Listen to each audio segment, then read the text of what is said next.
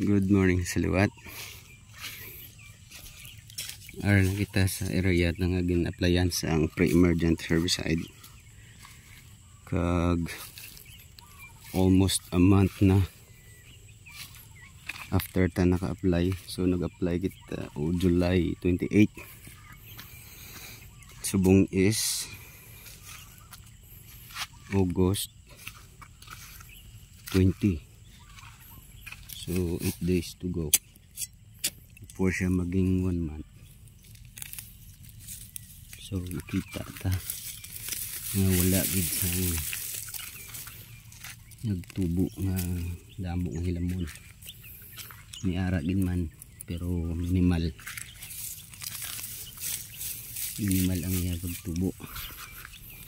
So dako gid ang iya nga diferensya sang gingamitan naton pre-herbicide, pre-emergent herbicide. Kag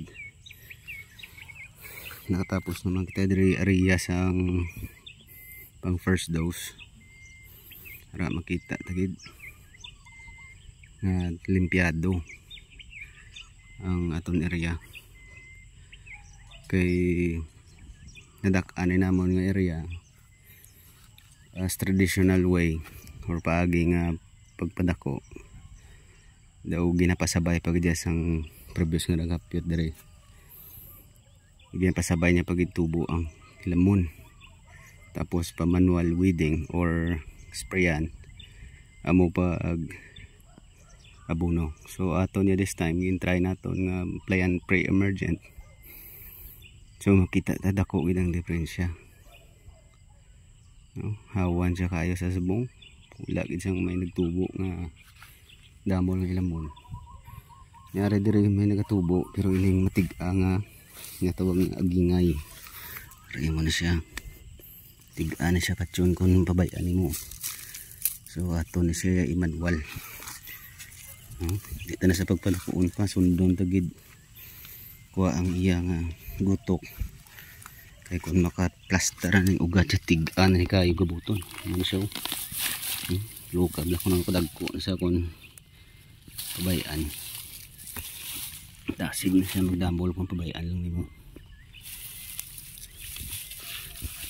Ang dapat manual tagid kuha. Ihalay para hindi na siya magdamo. Dari man lang na siya nga area. Ano siya? Ihalay na siya sa initan para mapatay.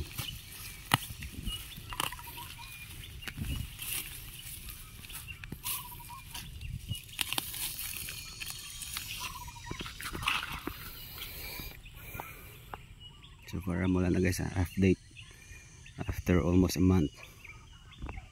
Effective gid kag nami ang epekto sa pre-emergent herbicide ta. Bago ta na nga practice which gapagita gid nga nami siya i-practice. Nagkaabono kita last more than a week na ago. Pang first dose combination sang 1846 urea o 4600 kag 1414. So subnaw guys mula na ang aton update dire sa area. Positive ang aton dire nga feedback kag hopefully magtuloy-tuloy. Kung magtubo gid man siya ang hilamon, at least plastado ng tubo, makabuko na.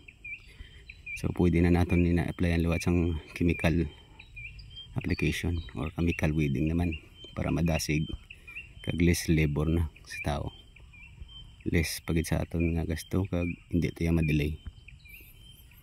Mula guys tani may idea mo na kuha.